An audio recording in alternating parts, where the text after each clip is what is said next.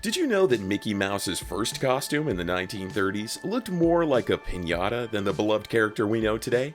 The evolution of Mickey's appearance in theme parks is a fascinating journey through 90 years of innovation, reflecting changing animation styles and audience expectations.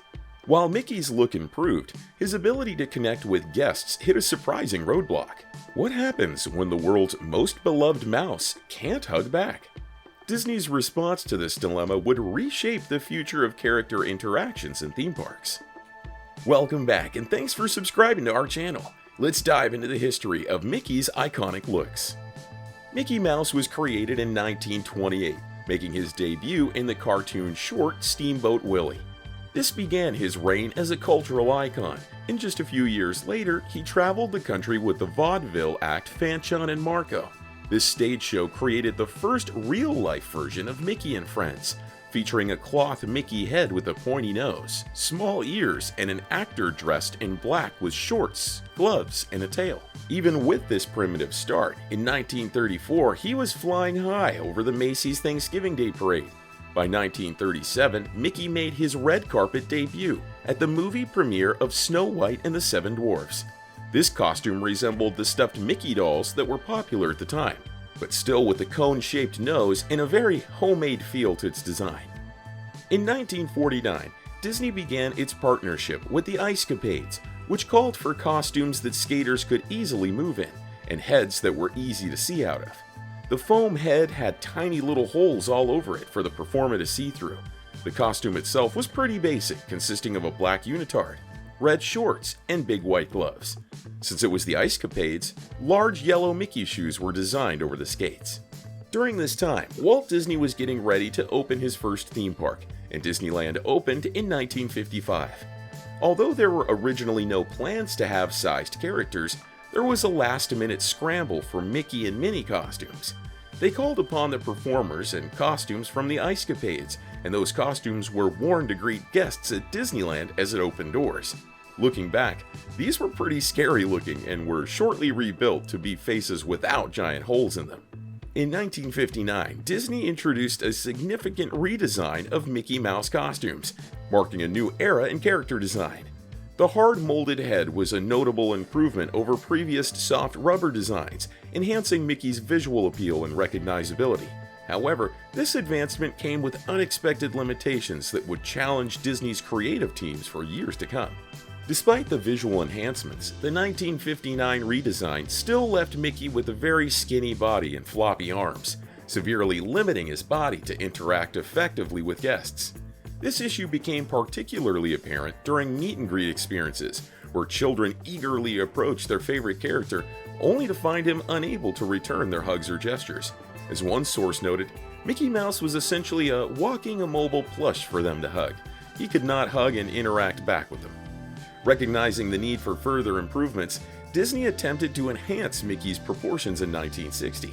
The new costume design maintained the hard-molded head, but still featured floppy arms and a rubber face. Unfortunately, this iteration failed to address the core issue of Mickey's limited interactivity, leading to continued complaints about the lack of engagement during character encounters. In 1962, Disney implemented a major overhaul of the Mickey Mouse costume. It featured a much larger head, rounder body, and Mickey wore a top hat that would house the cast member's head. This redesign focused on establishing a more realistic height for the character, a change that would prove crucial in improving guest interactions, especially with children. The decision to alter Mickey's proportions was influenced by a key figure in the character's portrayal, Paul Castle. Walt Disney personally selected Paul Castle, a 4'6" performer, to embody Mickey Mouse, and he did so for 25 years. This choice reflected Disney's growing understanding of guest expectations and the importance of creating a more immersive and interactive experience.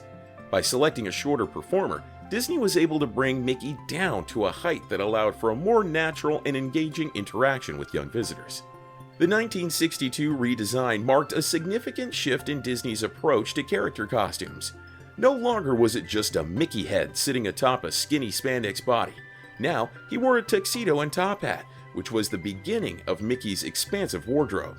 It demonstrated the company's commitment to continually refining and improving the guest experience. even when it meant making substantial changes to an iconic character. This willingness to innovate and adapt would become a hallmark of Disney's approach to theme park entertainment. These advancements in Mickey's costume set the stage for future developments in character interaction throughout the park. By addressing the challenges of the early 1960s, Disney laid the groundwork for more sophisticated and engaging character experiences that would become a cornerstone of the theme park experience. While the early 60s saw significant strides in Mickey's design, the following decades would usher in an era of unprecedented innovation.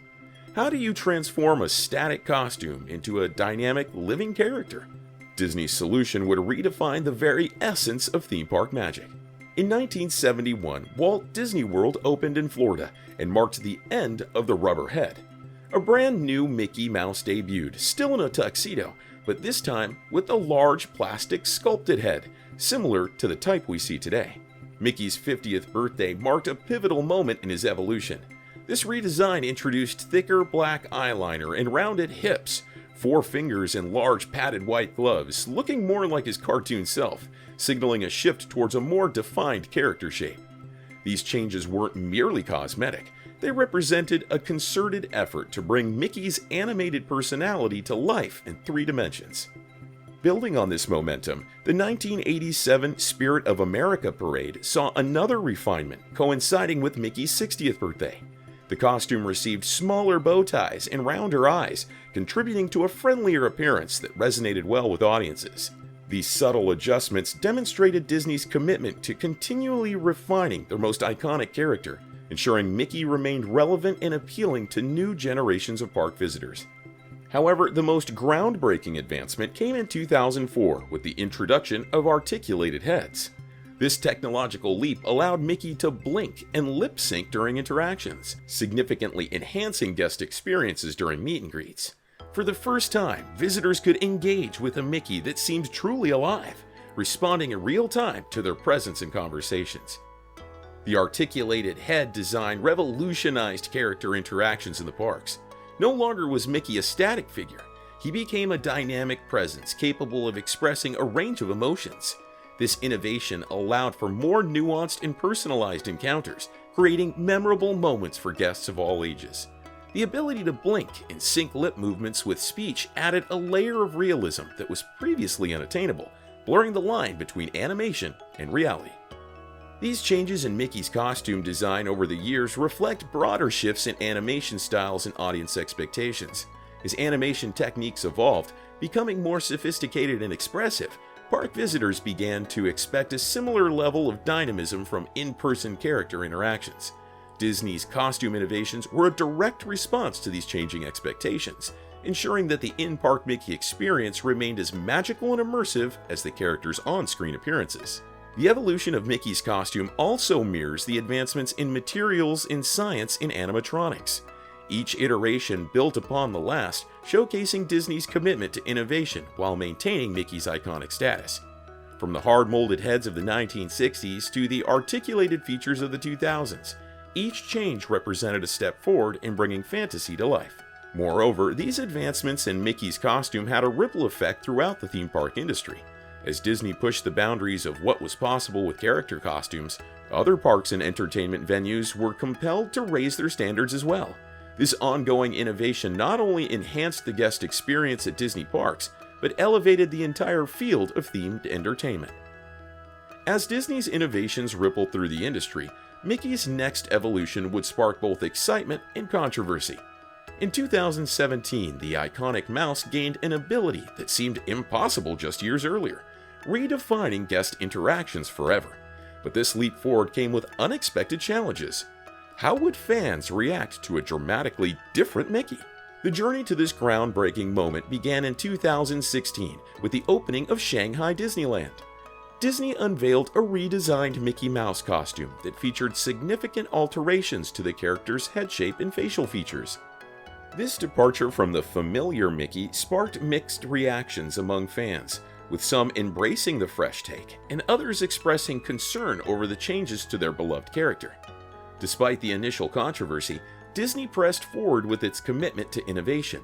The following year, 2017, marked a pivotal moment in Mickey's costume evolution.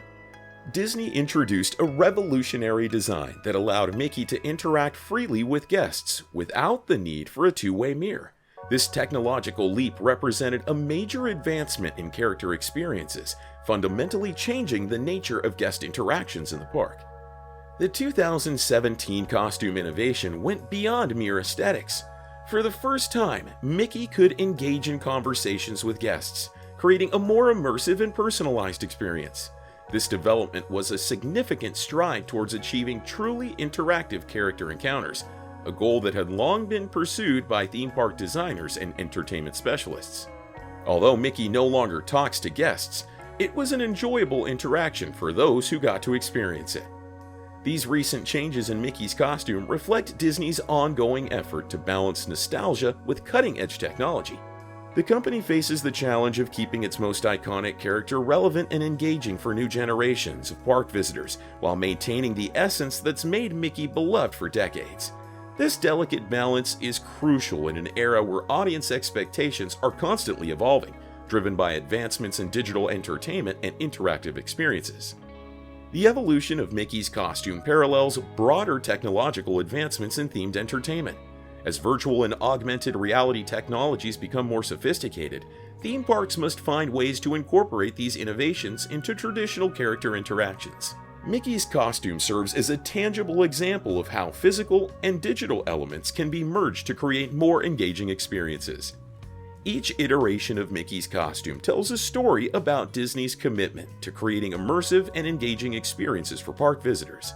From the early days of simple, static costumes to the current era of interactive high-tech designs, Mickey's evolution reflects the changing landscape of entertainment technology. It also demonstrates Disney's willingness to take risks and push boundaries, even with its most iconic characters. The ongoing refinement of Mickey's costume also highlights the importance of adaptability in the theme park industry. As guest expectations change and new technologies emerge, parks must continually innovate to remain relevant and appealing.